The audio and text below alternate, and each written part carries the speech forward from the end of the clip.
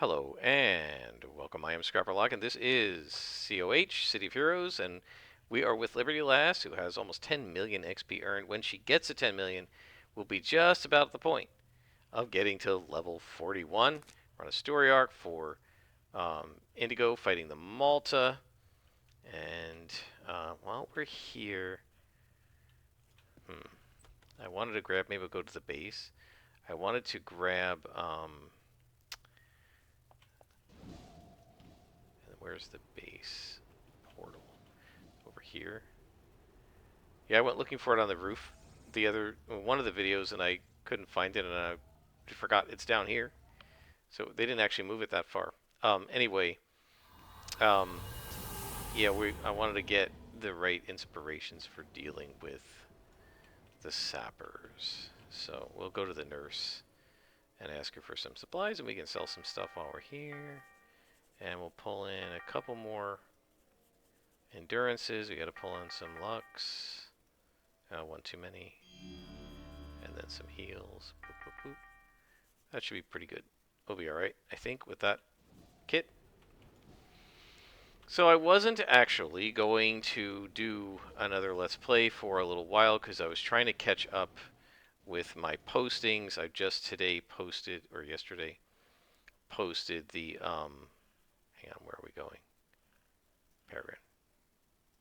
I just today or yesterday posted the first episode of this season, so I'm a few episodes behind, and I've been trying to hold off because I want to catch up so that I can post like a day or the day I make the video or the day after so that we get caught up.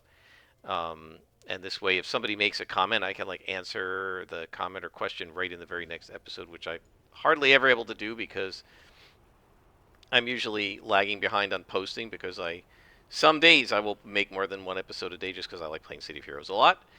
And then sometimes I don't have time to make the post every single day, mostly because it can take a while to upload, and I may not just be able to be on long enough without using the internet to do other things.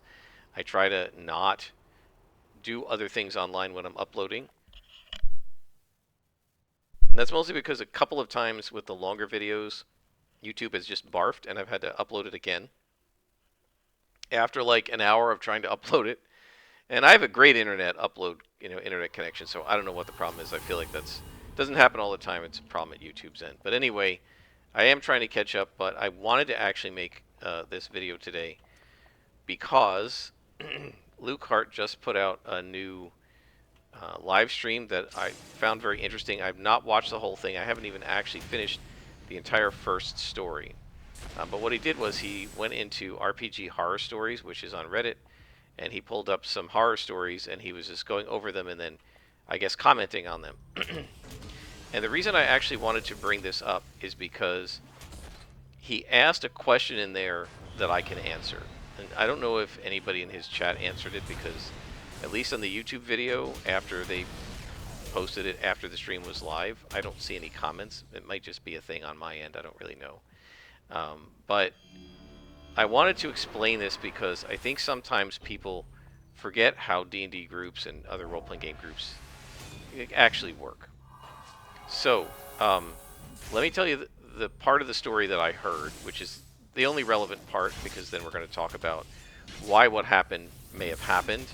Who knows whether the original poster or the GM the poster is complaining about is in the right, but there's no way to know because you only get one side of the story. But I do want to talk about kind of the why of why this kind of thing actually happens. So this is on RPG Horror Stories, and the title is something like ATIA, which means Am I the you know what kind of hole? And the question is, basically, am I the jerk for doing this? And it's somebody's complaining about their character dying. Now, I didn't get to the part about the character dying, and I don't really care. It starts out with this person talking about how he's been part of a game group that's been together for 3 or 4 years. Okay? So multiple years. And the original poster, the OP, was the Permit GM for most of that time. And during that time, he had a player who eventually became the new GM, right? And that player was in this, or in the OP's view, as a player, toxic. He was defined as a toxic player. The GM was very vague in, the poster was very vague in how this person was a toxic player. He said the person was passive aggressive, but didn't give any examples of that passive aggressiveness, right? So one of the things I would say is, if you're going to tell a story like this, especially if you want me to comment on it, not that this person wanted me to comment, but if you guys are going to comment in the threads and you want my opinion about something, like, be very, very specific about what it is that you're talking about. What do you mean by, this guy is rough. What do you mean by the person being a toxic player, right? What do you mean by them being passive aggressive? So you may wonder, why am I not getting out of the flames here? Part of the problem is, this guy is so big that I cannot go around him to get out of the flames on the other side.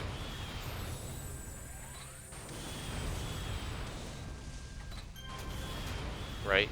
It's very hard to get around him. Here I could, but when he was standing in here, I could not. Man, that was a brutal fight. Hopefully we'll get some more good inspirations as we go. So, he said the guy was passive-aggressive, but he did not give any examples of what he's calling passive-aggressive behavior. He said that the guy, I don't want to say he spotlight hogged, but he would use his, I guess, his role-playing ability to manipulate situations to advantage his character. My guess is this is the sort of thing that I was talking about in an earlier episode, where I was talking about, you know, basically getting mechanical advantages that you really shouldn't have. It sounds like that's what he was doing all the time. That's what the Bad Rob did in my group. So, you know, trying to get bonus presence dice just for making a good speech, that kind of thing, I don't know. He didn't give, the OP did not give any examples of what type of behavior they're considering to be this kind of manipulative behavior. But let's go with, the guy was passive-aggressive and manipulative as a player. Let us grant that this, in fact, was the way this guy was, and that he was basically like the Bad Rob in my game group. So, at this point, Luke Hart stopped the reading of the post on Reddit and said, I would probably boot this guy from my group. I'm not going to put up with this if he's really doing this kind of stuff. I don't know why you put up with him as long as you did, 3 or 4 years. I would get him out of the group. He's ruining the fun for everybody, probably. I have an answer, because I experienced this with the Bad Rob. I have an answer for why. I'm going to get to that in a minute. But I do want to say, I can explain to you why they probably did not excise this person from their group. The guy then says, the OP then says, what happened next is his, I guess, campaign wrapped up, and this toxic player then became the new GM, right? And then he described, the OP described the type of world that the new GM was going to create for them. And it was sort of like this dark fantasy with, sounds like maybe Cthulhu-esque gods. There aren't any really good gods, there are only bad ones, stuff like that. He has immortal elves, and you can, go to Luke Hart's video, watch the live stream, go to his channel, watch the live stream. You can see all the details if you want.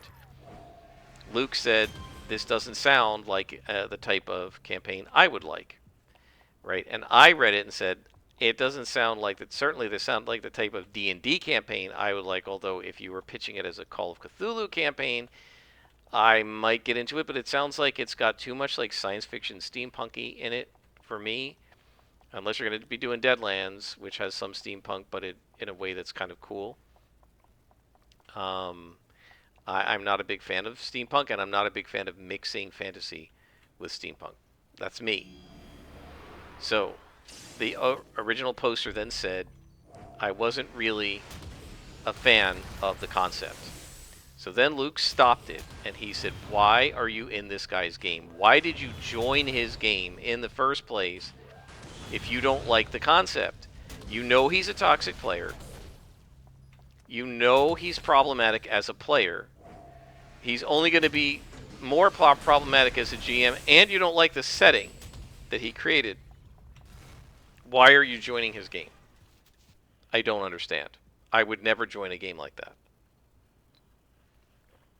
And so now I want to explain why did they probably keep him in the game as long as they did, and why did they let him GM, and why did this guy join the game group? The reason probably is that they're real life friends. This is probably a group of people who were real life friends outside the auspices of a role-playing game. They're not people who just got together to play D&D. They're friends from the office or from school or from the neighborhood. They've known each other the whole 3 or 4 years they're playing D&D, and probably longer, right? And consequently, it's very difficult to remove a friend from a friend group that plays D&D. It is almost impossible to do, because there are other people in the friend group who like this guy and might want to keep playing with him. The bad Rob, my best friend, was really good friends with him. There was a period in like 7th grade, maybe 8th grade for us, 7th for him, or 7th for us, 6th for him. I can't quite remember. I think it was 7th for us, 6th for him. I'll admit it, I got kind of a little jealous because I felt like my best friend seemed to be better friends with him than the bad Rob, than he was with me. And I don't think that was true, but unfortunately what happened is my best friend was, and the bad Rob were sort of, I don't want to say power gamers because they were really bad at doing it, but they were like uber gamers. They wanted their character to be more powerful than it probably should have been. And they kind of helped each other achieve that. And so my best friend was like siding with the bad Rob all the time because he knew the bad Rob would side with him, and then he could get what he wanted, right? It was always very, it was very juvenile. We were kids.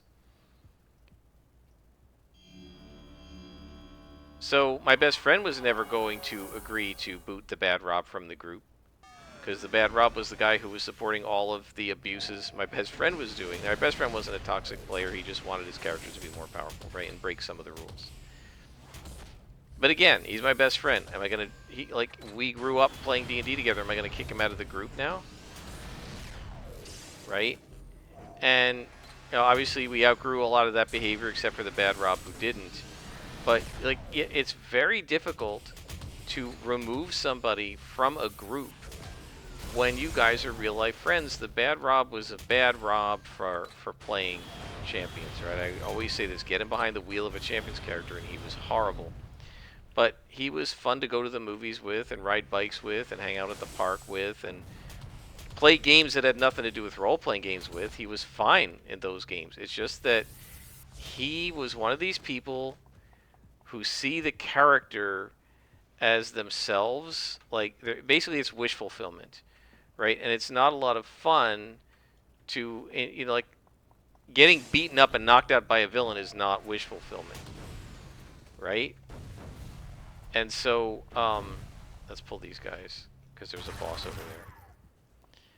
So,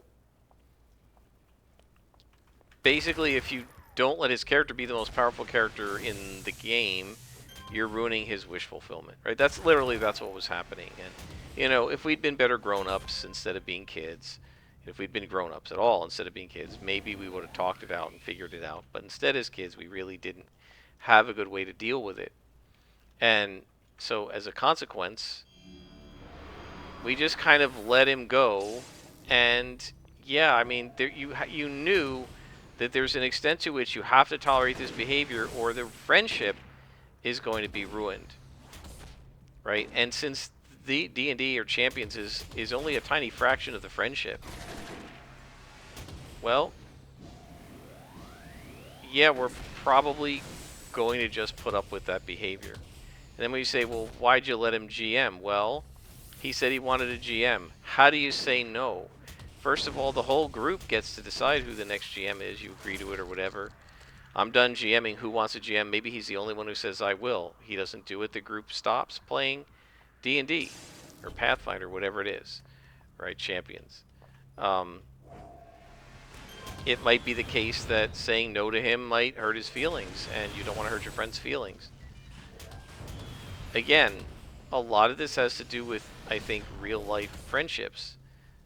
Luke, the way he comments about it, he acts like this is some sort of a, a posting, pitching the game on a forum, or that these people are at a gaming club and they can pick which table they play at each week, and why are you playing at this guy's table if he's toxic? Now, it probably wasn't that, right?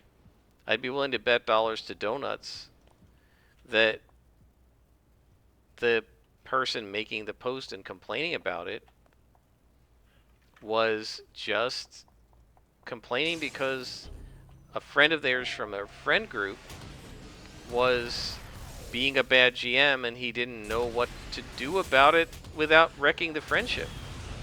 So my answer to Luke Hart's question as to why would you keep playing with a toxic player, and why would you then let this toxic player be a GM, and why would you play in his game, is because what else are you going to do if it's a group of friends, right? The bad Rob is GMing. We're all playing over at my best friend's house. What do? If I don't want to play in his game, I don't go to my best friend's house. I don't see the good Rob, the bad Rob, my best friend, or our other friend Alvin. So I have kind of no choice. I want to hang out with those guys. It's summer. I'm not seeing them in school, right? What am I going to say? I can't make it. Why can't I make it at 1 o'clock in the afternoon on a summer day when we literally have nothing else to do because there's no school, we don't have jobs or anything, we're too young for that? Like, what am I going to say as to why I can't make it? And I can do that today, but if the bad Rob is running 5 or 10 sessions, am I going to skip every session? At what point is it going to become obvious to everyone, including the bad Rob, that the reason I'm skipping is because he's running, right? Now it's going to hurt his feelings. It's going to insult him. You see what I mean? How am I going to get out of it? You're kind of giving up your whole friends group, and you might be giving up your friend, the one who's the bad GM, as a friend outside of D&D or Champions, if you do this, if you bail out, right? A lot of people don't want to risk that. They value their friends, and they value it more than, a D&D session. I mean, we could think about, like, my group, okay? Now, I'd be perfectly happy for most of the people, any of the people pretty much in my group to GM, but I'm probably the only one in the group, maybe the new girl also, but I'm probably the only, she wouldn't GM, right? So I'm probably the only potential GM in the group who would be, who doesn't love D&D, right? I basically had it with D&D, and I have no interest in playing it any further.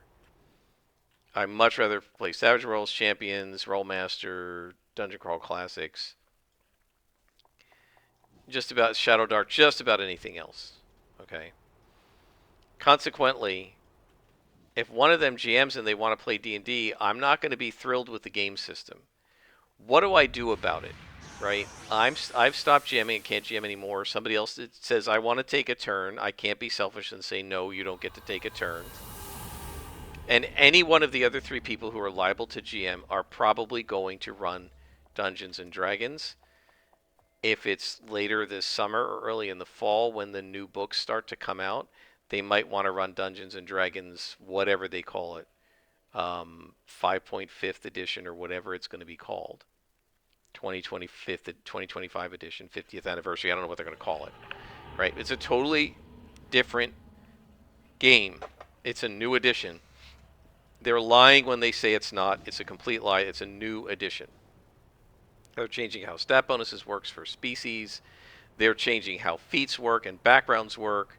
They're changing a whole bunch of stuff like that. It is not going to be possible, really, to play a character made up under the old system with characters made up under the new system.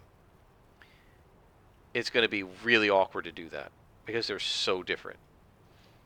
So, my best friend takes over and he says, we're doing new D&D. I don't even want to play D&D, and if I'm going to play it, I'd rather stay in 5th edition because I have those books. I'm not buying new books. And I will be adamant about that. So what do I say? I don't want to play D&D with you. I don't like D&D. I don't want to play D&D. I'm not enjoying it anymore. I won't play. Right. First of all, this looks petty. Right? He's played Savage Worlds with me for a year plus. It's my turn to play what he wants. Second of all, it looks manipulative. Right? Am I threatening to quit the game group if I don't get my way on what game we play? Right? Third of all, it looks ungrateful. He is taking the time and effort and putting the energy into running a game for us, and I'm going to nitpick about what the system is. And even if it didn't look like any of those things, if I say I'm not playing D&D or 6e or whatever, and that's what they agree to play, then I don't get to play. I play nothing, right? So I'm not going to do that. Will I be a lot less enthused about playing D&D, especially 6th edition or whatever it is? Absolutely. Will I tell them I am not going to buy anything produced by Wizards of the Coast or Hasbro ever again for the rest of my life, and therefore I cannot play it if I'm required to buy anything,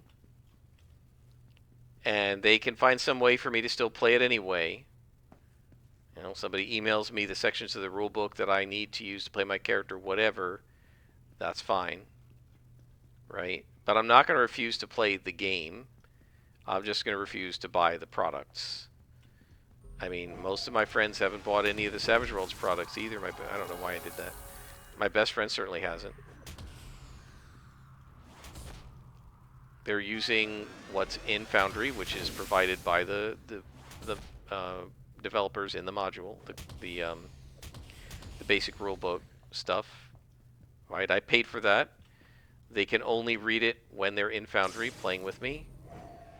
I leave it up so they can log in and look at it in between sessions, but you know, I mean, as far as I understand that's a perfectly acceptable way to do it. You know, I'm not allowed to share the PDFs, and I don't. But I did put that stuff into Foundry, right? So he hasn't bought the book. The girl in Finland can't get the book. It's not available in Finland for her to buy, and for a long time the hard copies haven't been there. She bought the PDF, but she wants the book, right? But she has the PDF. But anyway, like, I don't care if people don't buy the book. We can teach you your part of the rules, and you know, it's fine.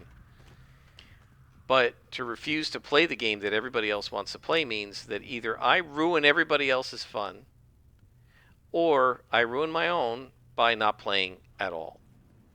Right? And so this is my point. It's extremely hard when you have a group of existing friends who aren't friends because they play D&D together, but are this animation takes too long. They aren't friends because they play D&D together. They're playing D&D together because they're friends, right? For people like that, it's very hard to pull the trigger on quitting, on leaving, and it's also very hard to pull the trigger on kicking somebody out of the group, because you could be ending not just somebody being in your campaign, but a real life friendship, or more than one. Right? I believe that there was a point at which, if the other good Rob and I had been so fed up with the bad Rob that we had wanted to boot him from the group, and we had decided to try to do that, and Alvin had gone along with us, so it's majority rule, and we had booted the bad Rob out of the group, there was a period of time when my best friend would have quit the group. because he would not have accepted that. Now, by the time the bad Rob had done enough shenanigans to annoy even my best friend, right? Then, when we just sort of all agreed to quietly not invite him anymore, my best friend went along with it because he was getting frustrated with him too, right? He just did too many annoying things that my best friend was like, forget it. And we had grown up a little bit, right? My best friend no longer was like, I'll put up with the shenanigans because he's voting with me on making my character more powerful. You know, by 10th grade, 9th grade, 10th grade, my best friend realized that's silly, right? That's not a good reason to game with somebody. But it it took a couple of years, and during some of that time, my best friend would not have accepted it if we had tried to boot the bad Rob, and we might have lost him too. And I think Alvin, the guy who was only occasionally playing with us, and we often played his characters in NPC because of that, I'm not sure he would have gone along with it if he knew we were going to lose my best friend, because they were really good friends together. Right, so he had no skin in the game on the bad Rob because he wasn't that good friends with him, and he only played champions with him us occasionally. It's the only time he saw the bad Rob, but he was really good friends with my best friend, and he wouldn't want to lose him, and neither would I, because he was my best friend, right? So my point is that it's very difficult to go through the steps of booting someone or refusing to play in somebody's game or refusing to let somebody DM when they're your existing friends, right? Gotta go back to Crimson. Okay. I think there's a lot of running around in this particular chain. I keep running to Crimson. So yeah, my answer to Luke Hart as to like, why did you let this guy be a toxic player in your game for 3 to 4 years? They're probably friends. So they probably know this guy from, maybe it's high school kids, because some of it sounds immature, right? So maybe it's high school kids who have been friends for a long, long time, and you know, there's just no easy way to excise the person from your friend group. Maybe it's people who are coworkers. Maybe it's people who all live in like the same apartment complex, and they're all friends with each other. And outside of D&D, they go play frisbee golf together, and they go to the beach together because they live in some place where there's a beach, and they go to the movies together, and they collect comic books together, right? All this kind of stuff. We didn't go to the beach, but all this kind of stuff my best friends and I did. And they read comics. We were big like all three of us, my best friend, the Bad Rob, and I were all really big X-Men fans, and we'd read each other's X-Men back issues and stuff. And between all three of us, we had a complete collection, but none of us individually had one. And so if I was trying to reread the X-Men series, I would have to borrow their comics to fill in what I didn't have. They had way more than I did, by the way. So, um, yeah, we got along in all these other ways, and I wasn't necessarily willing to completely torpedo the friendship because the guy was annoying in Champions. It's only one thing we did together. It wasn't necessarily the majority of the stuff we did together. And it's really interesting. I don't remember him playing D&D with us. Although we used to alternate it back and forth. I feel like that Bad Rob wasn't a huge fan of D&D. But maybe I'm wrong because I also have this memory of him buying me. One year we decided to get each other Christmas presents. And I remember him buying me a D&D module. I can't remember if I bought him one. I feel like we got together to exchange presents, and I feel like we all bought D&D modules for each other. But maybe I bought him a Champions Adventure. I'm not really sure. Gosh, I don't remember anymore. But I don't remember him playing a lot of D&D with us. So now this is a guy who's just playing Champions with us for the most part. We bought Christmas presents for each other. We went to the mall together. We played at the arcades together. He was super fun in all of those contexts. So I'm going to torpedo that friendship because he's a prima donna when we play Champions? No. And you say, well, talk to the guy. Okay. First of all, we were young. Second of all, It is a very difficult conversation to have, even for adults, right? And I know for a fact that there have been a couple of things that my best friend has wanted to say to the new girl. He's never said.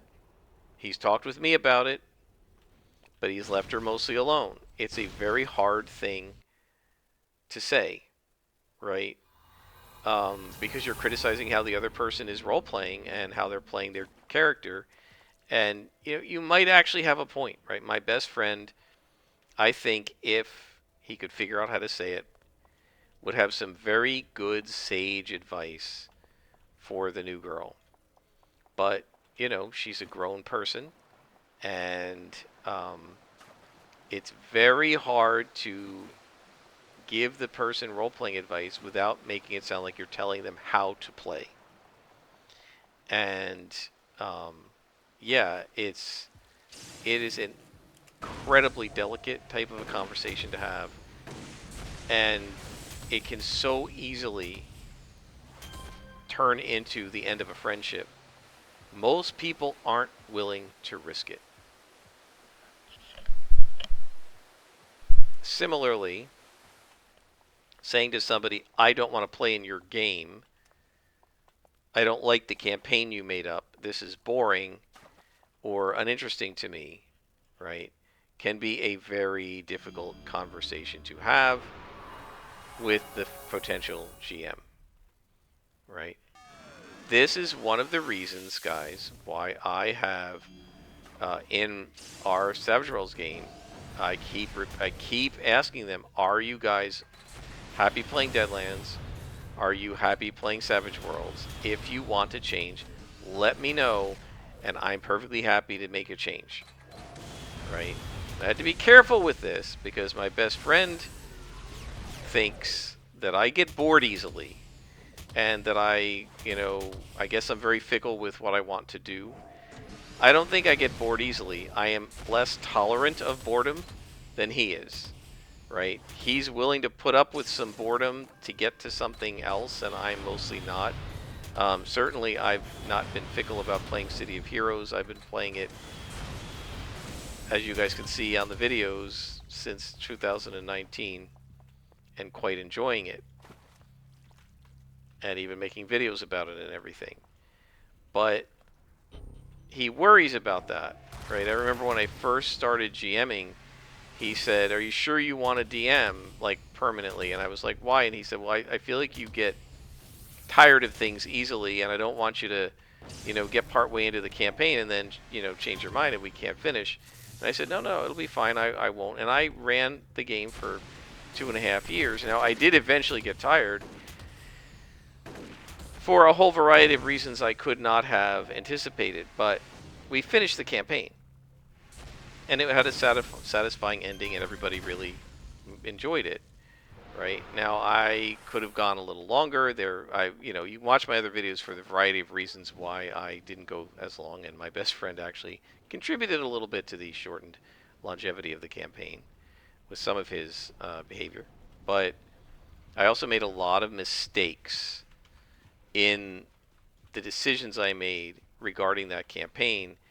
And in 2020 hindsight, I would have made some different decisions. I have made different decisions in Deadlands, and so I've been very happy. I mean, I keep running in Deadlands forever. I love it. It's a great setting, and there's so much to mine in it that I'd be happy to do that. But I have to be careful whenever I say, do you guys want to keep going? I don't mind if we stop. Like, I'm trying to give the other players options, but my best friend might start thinking, oh, is Scrapperlock starting to get tired of this? Are we going to end the campaign prematurely again? And that kind of thing. Now, he was, I think, ready to be done with Blood Drive, so I don't think he minded it that much that we stopped when we stopped it, and he was able to bring in a 5 advanced character, basically 5th level character, to replace the 5th level character that he got rid of. And he had already developed her from basically the equivalent of level 1 to 5, right, from novice to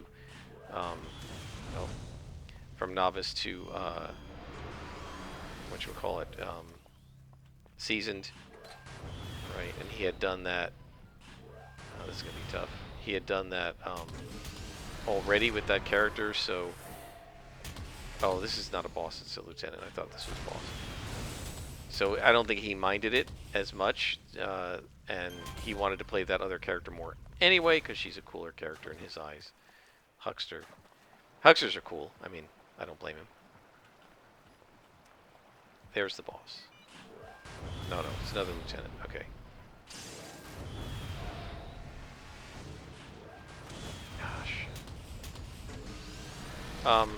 So yeah, I mean, I keep asking them, are you happy with what we're doing? Because if somebody's not, I want them to know that I'm okay with making a change, right? And so hopefully if some of the folks in the campaign get sick of it at some point or don't want to keep playing it, my hope is that they will feel comfortable to tell me and they won't think, oh, this is going to make him mad and end the friendship, right? But it can be a very difficult and delicate conversation to have. And it's not every GM who's going to be like, oh, yeah, I don't mind changing, right? Some GMs are going to really have their feelings hurt if you tell them you don't like the world they made up because they're really enthusiastic. And I mean, obviously, any GM, like the world this guy made up that the OP was describing, did not sound like something I would want to play in. But I guarantee you that GM is super hyped about it, thinks it's cool, and is psyched to run it. And so if you just say to him, yeah, I don't want to play in it, you could hurt his feelings. You could upset him. Locate the Russian. Unfortunately, we do not have any defense, but we're going to go ahead and run these other things in case the sapper hits me. The strength of will should keep us defended enough that that will be okay. He did hit me once. They always seem to, but we managed to survive that. No problem. So yeah, guys, tell me your stories about this. Have you had similar problems, and how have you solved it? If you had somebody who was a problem player and was a friend, were you able to kind of get it taken care of in a friendly way, or did you end up losing the friendship? Oh, there's a boss. I guess I'm glad we're running our strength of will. It's a very risky proposition. So my answer to Luke Hart: why would you keep letting this guy play in your group? Why would you let him GM? Because what are you going to do? He's a good friend of yours. You work together, and you go to the movies together, and you go to the arcade together, and you collect comic books together, and you, go camping together. And while you're camping, you play D&D. What are you going to do? Kick the guy out of your camping group? Guess we missed somebody. So, yeah, a lot of times you don't have a choice. You're just going to have to play with whoever's there. When I was doing research, and in the summers I was at a Marine field lab. In the 90s, this was in the 90s, and Magic the Gathering had come out like the year I started grad school. And so the first couple summers I would bring my Magic cards, and I would, nobody else played Magic, nobody else had a deck, but I had a bunch of decks. And so what I would do is I would bring my cards, and I would, I had the decks labeled in the little like deck sleeves, the little like sleeves for the cards. The little packs they come in. So each pack had like the name of the deck. The Horrible Black deck, which is a parody on the Horrible Black Void from Talisman. The red and black deck, the green deck, the assassination deck. There were a bunch of them, black and white, right? And so there were other people in the dorm, and they played cards with me. They played Magic. We played other card games. We played a lot of Magic. And once I taught them how to play and they saw how cool it was, they liked playing. And each one would pick the deck they were going to play that night and try to play it against. And it was good for me because I would just see how my decks played against other types of decks and tune them. At one point, I had all these extra Magic cards, and I said, if you guys want, I wrote down what my decks were. I have no idea where the other agents are here. I wrote down what my decks were, and then I took all the cards and I kind of laid them out, and I said, let's like draft, like let's pick cards from this pool and make our own decks. And I gave them a taste of what it was like to build a Magic deck from a collection of cards that they came up with, right? And we have leveled up, but still not finished the mission. I don't know where these other guys are. So, okay, why am I telling this story? Because there was a guy in the dorm who I found really annoying, and I did not want to play Magic with him. And I didn't have sleeves for my cards, which was a mistake, unfortunately. And he used to drive me nuts because he would slide the cards around on the grainy, like dirty table, and he was scratching up the cards and everything. And I kept, no matter how much I told him to cut it out, he kept doing it, right? And the obvious thing for me to do would be to say, you can't play Magic with us anymore. But that would have caused problems. Everybody else was friends with the guy. I was friends with him outside of playing Magic, although I did find him a little bit annoying. He wasn't bad. He wasn't a bad guy. And also, there were 4 of us. The annoying guy, my undergraduate assistant, a girl who worked for the other university that shared the lab, whose name was Eve, and me. And we used to play teams. You take the 4th person out of there, and now we're playing a three-person game. It's not as much fun as teams. Teams Magic was the most fun to me. Way better than individual, way better than like the free for all 3, like one-on-one for a 3-person. I just never enjoyed that the way I enjoyed teams, right? So now we're going to lose our team, and it's possible that Eve or my undergraduate assistant would have said, you're not being nice to this guy, and we don't want to play with you either, right? It would have been almost impossible to do. So I had to endure this guy scratching up my Magic cards and being a bit of a jerk during the game, because it was either that or I was going to lose playing Magic entirely. And it might have made just being in the dorm, the 4 of us were the only people who were permanent residents that summer. It would have been really awkward when we weren't playing Magic. We were playing. What is my character doing? Why is she not in flight position? We weren't playing Magic. We would go to the mall. We would go to movies. We would go to dinner together at restaurants. We would go get takeout and bring it back. I think that was the summer we were collecting all the. Yeah, it was. That was the summer when the Godzilla 1998 movie, the really crappy. Maybe that wasn't that year. I think it was. That might have been that year. I can't remember. The Godzilla movie came out, and Taco Bell had some sort of promo with them where you would get these like extra large sodas with your meal, and they had a little peel off thing on them that had a letter, and each one was letters of the word Godzilla.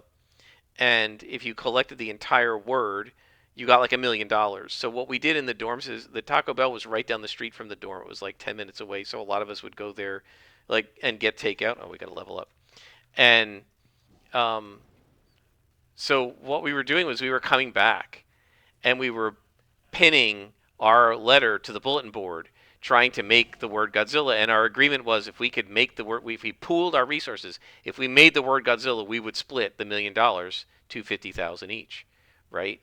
So we were having fun doing all this other stuff, and the guy who was annoying was only annoying playing Magic, right? So the point of this is, it's really hard to extract a person like that from an existing gaming group when you're friends in all these other ways. Why did I keep playing with him in Magic when he was scratching up my cards? Because realistically, there wasn't any way to kick him out. Although I would have loved to. I didn't want to make it awkward in the dorm. I didn't want to cause a schism in the dorm. I didn't want to make it weird. Am I going to not take him to dinner with the rest of us? Is he not going to take me? Are we not going to go to the movies together? Are we not going to pool our Godzilla cards anymore? All because I said you can't play Magic with us. In the end, I decided the magic cards weren't that valuable. They were already a little bit, worn because I used them. They weren't like in mint condition or anything like I could sell them. And it was more important for me to keep the peace and the friendship in the dorm than to kick somebody out of a game group. And the same would go for D&D, Champions, Pathfinder, Savage Worlds, or anything like that. So anyway, leave your stories down below. Um, whether this has happened to you, what did you do about it? Were you ever able to get somebody who was part of a friend group that was friends outside of a D&D group but just didn't make a good D&D player? Were you able to kick them out?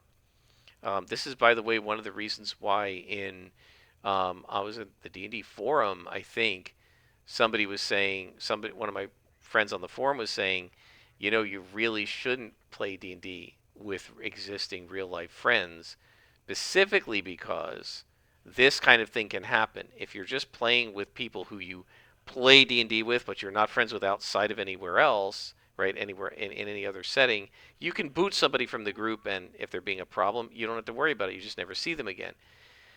But that's hard to do when they're your real life friends. And especially for me, I don't consider D&D to be something I do for its own sake, or Savage Worlds or Champions. It's something I do with my friends. That's a fun activity to do with friends and keeps us kind of bonded, right? That's why I do it. I do it as a part of the friendship, not for its own sake.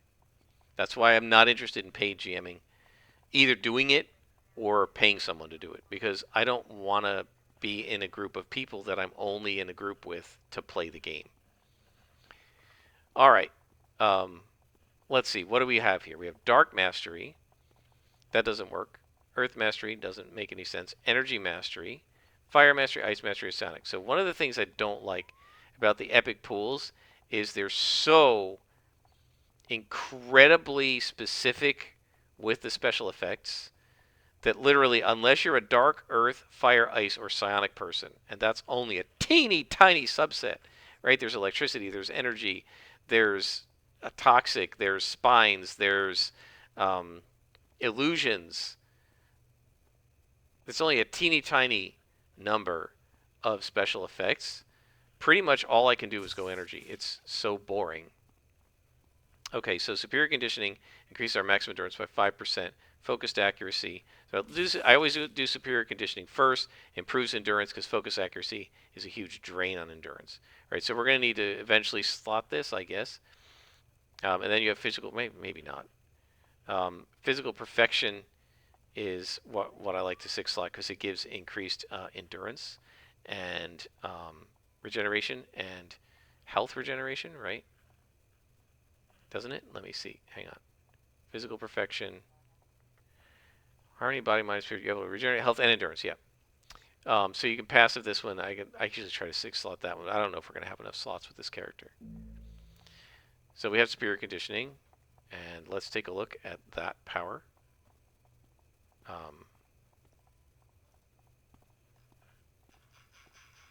So superior conditioning, show detailed, right? This is a passive power that just increases our endurance by 5%. So I don't know that we need to slot that one. Put a single endurance mod enhancement on it, and I think you're good to go. It'll get up to like 6% and plus 6, and then that's not too bad. Do we have any enhancements that we can enhance with recipes that we can use? We don't have any endurance modification. I'll take a look at the recipes off screen and let you know what we do if we add any. Until next time, I am Scrapperlock, and this has been City of Heroes.